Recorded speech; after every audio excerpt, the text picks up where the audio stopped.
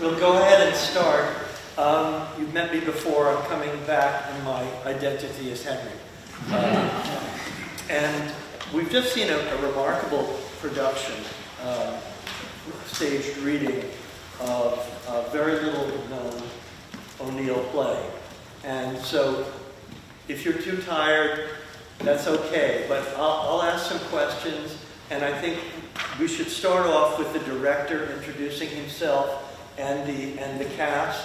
And if people have questions, I want to answer them. And we'll make this short, and I hope fun, because this production really raises questions, I think. A lot of questions for us. Both those who know O'Neill well and those who don't. So, it's an extraordinary thing to have written this play. And this play was written, for those of you who haven't kept up, in 1921. It was first performed in 22.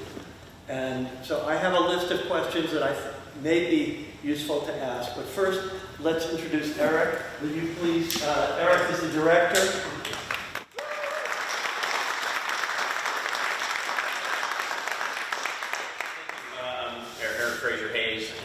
The artistic director of the O'Neill Foundation at Dow House. And yes, and this is a play that I've been working on for a while, and I'm really happy to have this. This is a new incarnation of this cast. Yeah. We did it once before in January with some of the same actors, but some new actors. But could you just maybe introduce yourself and who you played or where you're from or anything like that? Hi, I'm Adrian, Deane. Thank you all for coming. Played Lily. Second time being able to play Lily. A lot of fun to do it again. All right, I'm CJ Langdon. I played Dick Jayson. I'm Will Shaw. I played Uncle, and first time I've ever done it.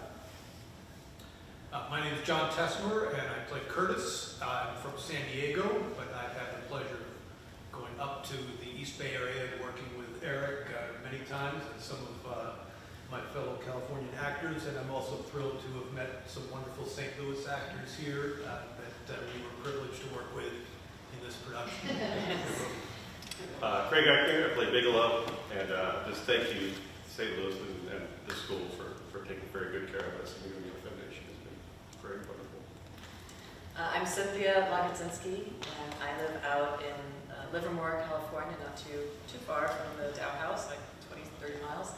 And I was just telling Craig as we were sitting there, I said, this has been so much fun, I really like all these people, let's just move here. Like, why do we have to leave? So we've had a really great time. And last time we did this show, I was in it, but I played Mark. It's all right, I ruined it. My suit was waiting. Next time I'll play you. Yeah, there you go. Labor will be difficult. It'll be a new experience. Jason Meyers, I am a local. I can walk home. I'm not going to. And I play attorney Mark Sheffield, Esquire.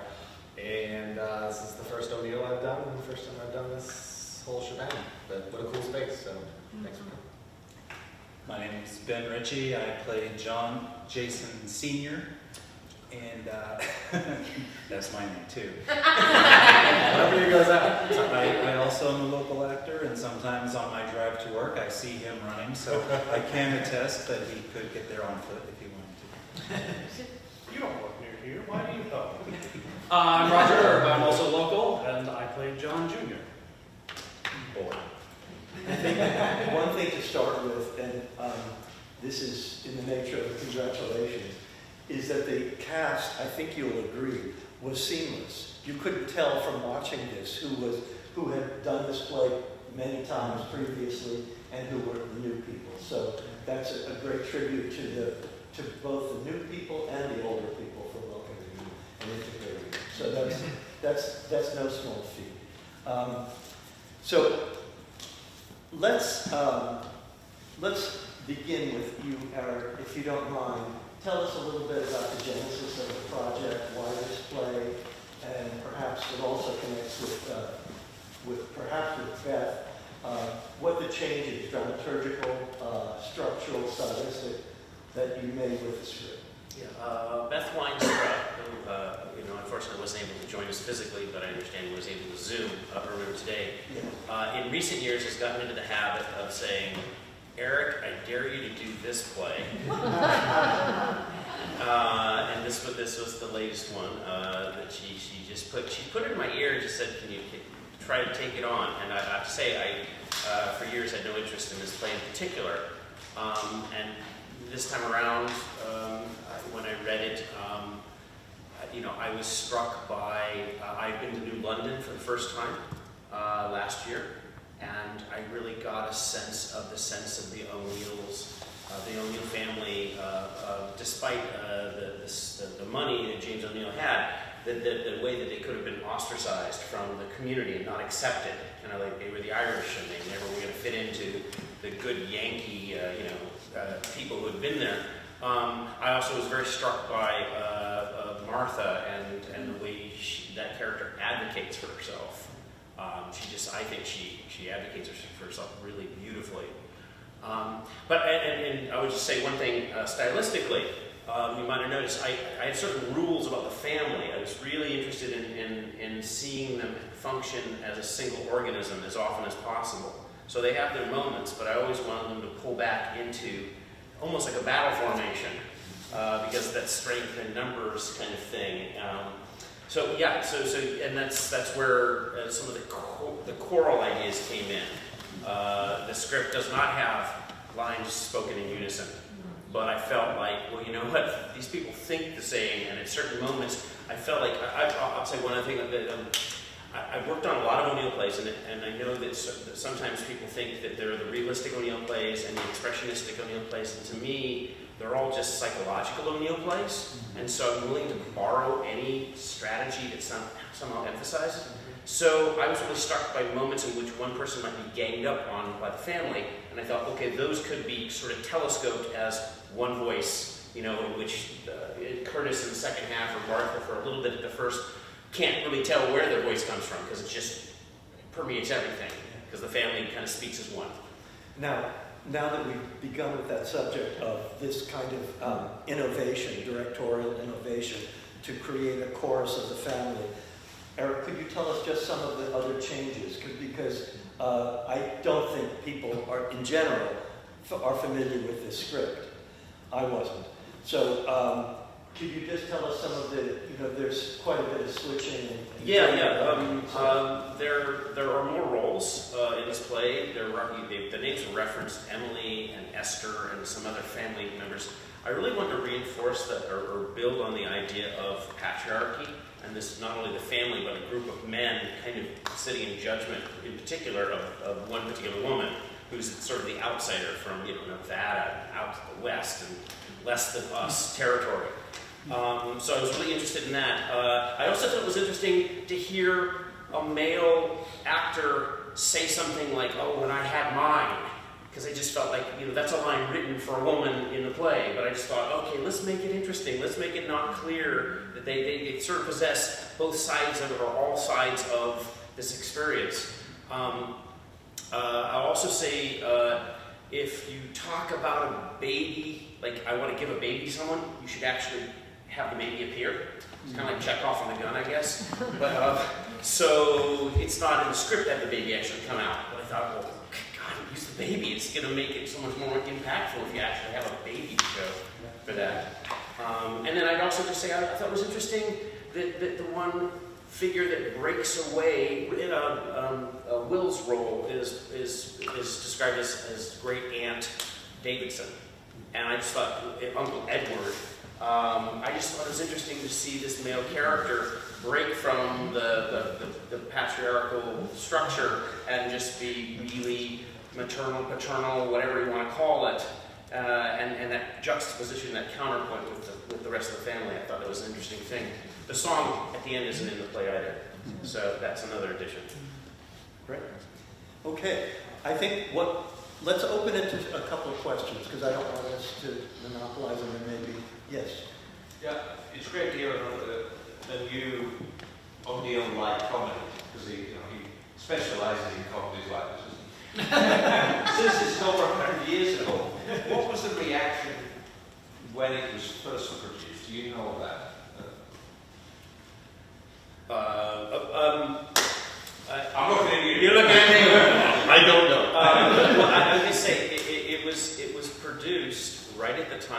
a string of other hits. So it didn't really stand a chance. There was Anna Christie, you know, they had Ember Jones and Honor Christie and the Harry Eight. He had so many other things going that the play, I don't remember what the critical reception was, but I just know that it just generally got overshadowed and kind of pushed off to the side. That's what I know. Yeah. Thank you. I'm just going to make a comment. I appreciate the gray suits and the gray ties, which I assume was you wanted to do that. It was not just an accident that they all essentially look monolithic. Yes, and with one little wrinkle, maybe notice that Oh, Lily, the bow tie. she had the one sort of extra, yeah, with bow tie. Oh, I mean, you I know. meant Yes, he no, was no, different because he had the bow tie. As it would, Right. But otherwise, I appreciated the monolithic gray suits and ties that was all of a sudden came up. Yeah, I think also, just to add to that point, obviously it gave a fairly uniform palette, but the chances that you took in terms of the two female characters and the opposition of their dress, also the family, but not quite of the family, and then Martha clearly stood out visually. And I think that was very interesting and deliberate, as does Bigelow, right? That's particularly that check, you know, it's subtle. Yes. So it's very observant to notice about the costumes. Scarlet letter. Yes. Scarlet sweater,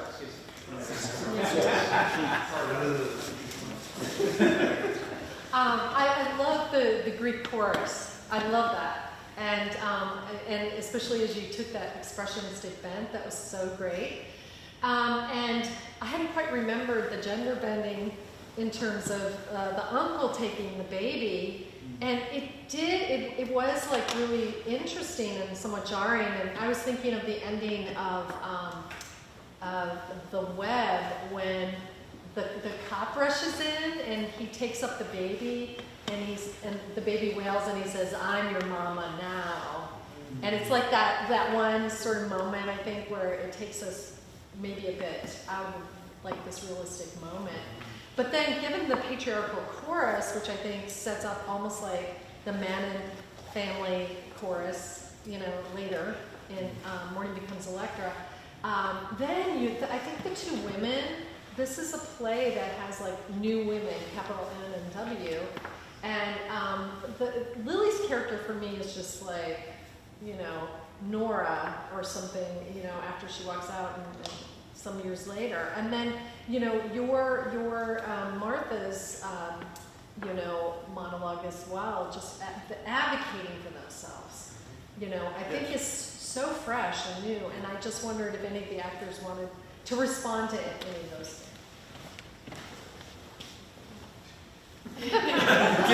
You've given them a lot.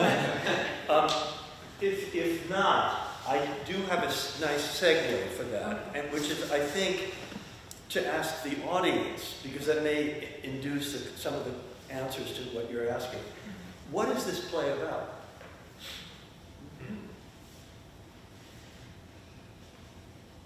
And don't be shy. I mean, there's not a right or a wrong answer. What is this play about?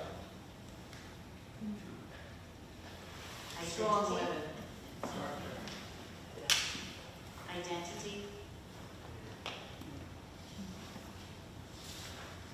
Now maybe we can ask the women about those, Lily or Martha. I mean, Martha has some extraordinary speeches, as does, in some ways, the most shocking speeches of the play are not the women's speeches. I think, you know, it's your speeches are astonishing to think of those being written in 1921, where a father argues for disposing of his child. I mean, I don't know other plays like that, where that enters into it. I mean, that's astonishing. But so what, in terms of the question, what is this play about? I know it's a big question, but we're limited in time, and I think we should get right to the marrow here. What do you think this play is about? I think this play is about transitions of healing. And John and I were practicing a little bit before we came over tonight, and he made a really good point that he was saying something about kind of the perception. It's easy to perceive Curtis as villainous, and I said, I don't think so, because as we discussed it, this wandering and this search for him, this quest, is not just to find his purpose, it's to find his reason to live. And so she goes along with him to support that. And I think she makes an argument that at some point, she's changed. It's like, I appreciate it, I enjoyed it, I survived, we had this quest together, but I'm ready. I'm ready to try to risk it again. That it's all been, even the worst parts of it were all worth living again. I want it again. The paradox is that, on one hand, she's fighting for her identity, for autonomy. At the same time, in this case, her autonomy is devoting herself to a classic maternal role, right? Which makes kind of interesting tension. Your question about Curtis, is at the root of the play, and who is he? Is he a villain? Is he, and to what extent is his journey resolved at the end? Could you speak to that?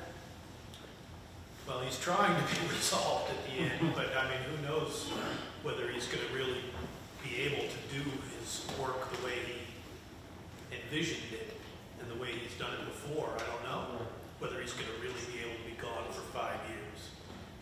But he does go to the mat and gets her to come along.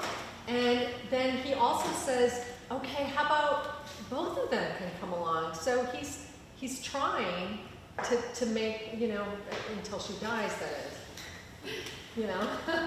Does anyone disagree with that? Or disagree, or see it differently? See it differently, yes. Because I think he still wants it to work for what he wants. So, okay, maybe we can bring her on the baby, but I'll still be doing what I want to do. And even at the end, he's passing back. Right. He's what? He's giving the baby to somebody that he knows will look after it. He has no intention. It's all about me. And in a sense, me is on the road. He's leaving, right? But that's the same as it's all about that. Everybody really is all about me. Were you going to say? I'm just going to ask if his selfishness comes from a place of, if he's really a victim, and then he never got over the loss of the first children, hid himself in his work, and now he's going to have to confront this just when he's about to do his best work. And yes, he's continuing to be selfish the entire time. I was like, whether or not I would call it selfishness, it's guised as that, and it comes up as that, and certainly it's a knee-jerk reaction. But it's a codependency. None of his happiness is something that he's necessary. Not none. But everything that his argument is all about codependency on somebody else. Yes. And even when he gives up a baby to go do his own thing, it's still not admitting that he could allow somebody else to be codependent on him. So there's a lot of codependency issues in my head that I'm not. So there was obviously no Carlotta when this was written, but I think Martha's Carlotta and Curtis O'Neill. And just as she gave up her life for his life's work, yes. That's what Carlotta did for O'Neill, and she ended up presenting him for that. Yes, I've played Carlotta before, so I would say yes. And I played O'Neill to her Carlotta. That's right. Really? We've done this before. So what show is it? This is an original piece. He was a professor of English in Santa Barbara. William Davies King William Davies basically attempted to, I would call, create the metaphysical origin story of Long Day's Journey by trying to tell the story of Carlotta and Eugene at the house with the fictional characters all swirling together. Yes. And they were doing that. Yes. When we did this in January in Danville, a friend of mine asked, and some of you were in that production, but some of you weren't, if there were a fifth act and it's 5 years later, what would be happening? What do you think would be happening? You can say I don't answer hypotheticals. I don't know. I think he comes back, and I would imagine he comes back. The quest is over, and I think he's a little delusional to think he's going to take this child and it's going to want to come with him. And my theory is that the child is bonded with Big, and he's become part of that group of kids, and he doesn't understand who this man is. And you know, it's a very odd life when you grow up when your mother died in childbirth. I have a close friend who that is his story, and it's a little bit different. And I don't know. I have a hard time believing that it comes back 5 years later and things are good. Well, and it's O'Neill. So honestly, it would still be shit. I just have one little. It's O'Neill. Oh, yeah. I just think one little wrinkle, and maybe it's the optimist in me. The end where Kurt was leaving, and he stops and he's asked to forgive. One thing we did with this production is he echoes her lines from Act 2. You know, about we must relearn, and accept who we become or who we will become. And I'd like to think that that's maybe a little wisp of hope that he might continue to evolve, because in a sense, her best self is still with him. Is that echo in the script, in O'Neill's script? No. No, we added it. Well, I'll give you a sense of, well, I'm saying he put it, but he didn't do it. He has him say, "Forgive me, my boy," and he kind of says, he has this beat, he says like you ask her to forgive, and then there's this beat, and then he goes on, I forgive you, or but he doesn't. But you are forgiven. You are forgiven. He does say you are forgiven. I just inserted her words in his mouth, which are her. We must. I didn't say it tonight. I'm going to skip the re part of learn. But we must relearn to love and respect who we have become. Which is very powerful. Yes. Other questions? Yes. And I don't know if you felt this, but I felt that very interesting. That I feel like O'Neill was telling on himself a little bit is perhaps the most, not the most indulgent or present parent in the way he was. I think he was saying things, the unspoken part out loud. Yes. Where people were saying, various characters were saying things. And frankly, I know it was a dog, but I really wanted to grab that baby back from Uncle, I'm sorry. Because I felt like with all the people to raise this child, and you felt like Kurt was also saying, great, I'll be back in 5 years, he'll be a mini scribe, I can just put him on my back and he'll start being my amanuensis immediately. So again, it just seemed like also maybe not someone as in touch with actual children, or sometimes really that fond of children. Yeah, neither O'Neill nor Carlotta were good parents.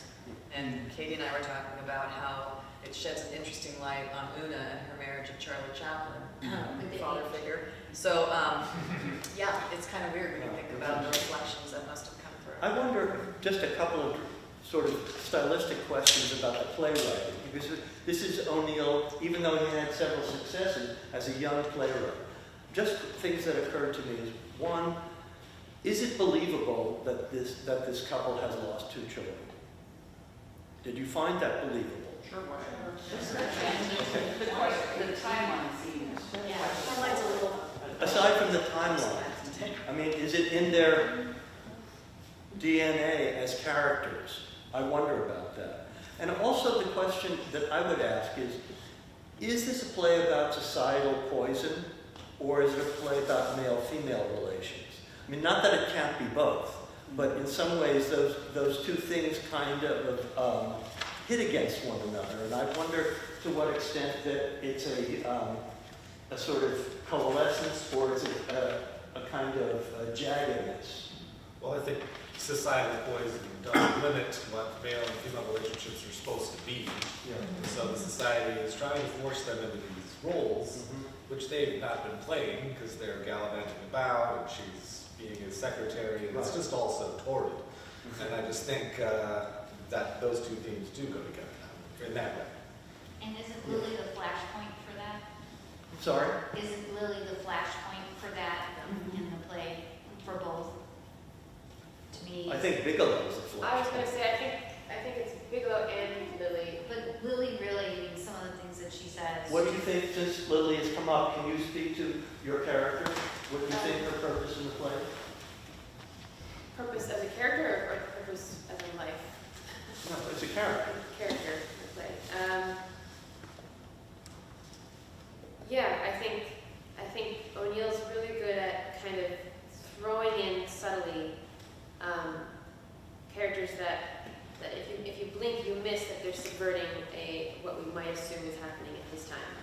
So like Big has some great lines at the very beginning about finding his purpose, reforming, and Lily has no problem yelling them out, so you don't miss them. But I think that what you said about it being either a gender or a society thing makes sense. I think it's mostly a familial thing, though, and within the family are both the town and the genders. Yes, Dirk. Reading the play was a very different experience than seeing it enacted, and I really appreciated that. It struck me very much tonight that we have I enjoyed the opening half of the play more than the second half, in part because there were two very strong women characters on stage at the same time. To me, that was the most riveting part of the play. As Katie was saying, the new woman, capital N, capital W, he was trying to say something, I think, there about women and coming into a new understanding of themselves in the early 1920s, at the time of, after the war, at the time of women's suffrage rising and so forth, right? But those voices get damped down and muted as the play goes on, right? You hear less and less. Finally, the only voice we hear is the agony of just screams of childbirth. And Lily's voice is muted in the entire second half of the play, whereas she has got a very strong character in the first half of the play. And that familial thing becomes this kind of, the army of the family against the ones that are different, the ones that stand out, the ones that want to stand on their own. It's a very powerful play in a certain way. It does, though, have that mark of something of a younger playwright who still struggling, trying to bring together so many things. Yes. Even though he had all these great successes. I think that there's an element of, I'm not sure which play I'm writing.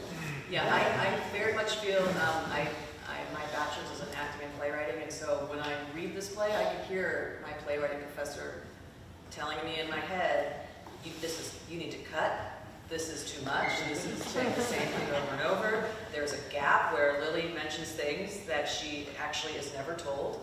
I never tell her the whole sob story about, making a promise and swearing never to have children and stuff, but she talks about it like I did. We don't see that on stage, and it didn't look like it happened off stage. And, but I definitely, I was telling Craig, I said, not in every O'Neill, but in this one, I definitely look at the back half of the play, and I think he needed to apply that lens more, and he didn't. And I feel like it definitely loses its focus, and it loses its drift. And I think in the first half, it's very clear what's going on and what's at stake.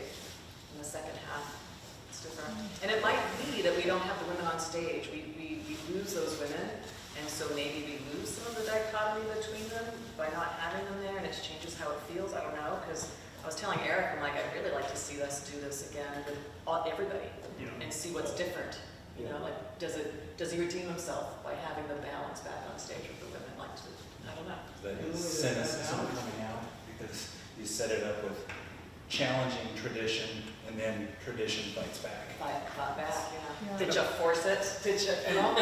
That line, though, the back half of something I feel is lost is I'm not quite sure why Lily conforms. Like, I couldn't really piece out what's going on to make her like say, oh, well, I guess I'm gonna stay, because she was so vibrant and so independent, and I didn't really sense that in the words on the page. I don't know why you're like, Does she conform?